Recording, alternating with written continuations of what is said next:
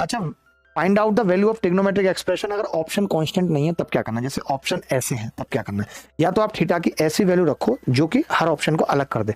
जैसे 45 नहीं रख सकते, क्यों? क्योंकि 45 यहाँ भी और यहाँ भी दिक्कत हो जाएगी। फिर हम और क्या रख सकते हैं इसमें, मैंने कहा 30, आपने कहा 30 रख सकते हैं, तो या तो आप इसमें 30 रखो, और अगर 30 नहीं रख रहे हो तो सबसे सेफ है ये 3 4 5, थीटा 3 4 5।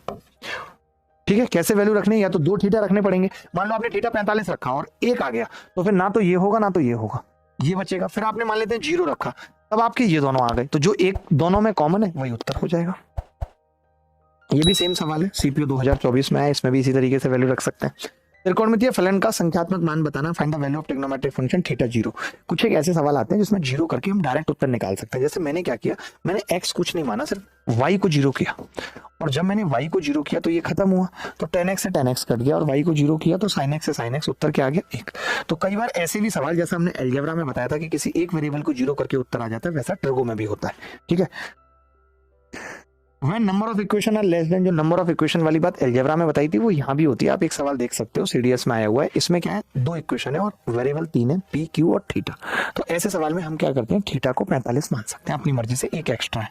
तो फिर पी की वैल्यू कितनी आ गई 2, और क्यू की वैल्यू कितनी आ गई जी, √2 - 1/√2, 1/√2 रख सकते हैं, बस बात खत्म। कुछ और भी वैल्यू मान सकते थे।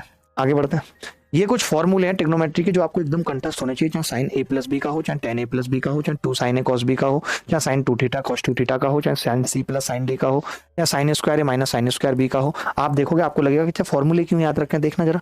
CHSL टियर 1 में आया, 4 फॉर्मूले पूछ लिए एक साथ, नानी याद आ जाती है बेटा। 4 फॉर्मूलों में नानी याद आ जाती है कि सही है कि नहीं।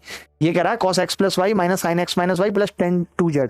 अब cos x + y का फॉर्मूला क्या होता है भाई, cos x cos y - sin x sin y। ठीक है, sin x - y का क्या होगा, -sin x cos y plus हो जाएगा cos x sin y, और tan 2z का यानी d उत्तर आएगा। तो सोचो एक सवाल में 3 फॉर्मूले पूछ लिए, और सवाल कब आया है, CHSL 2024 में।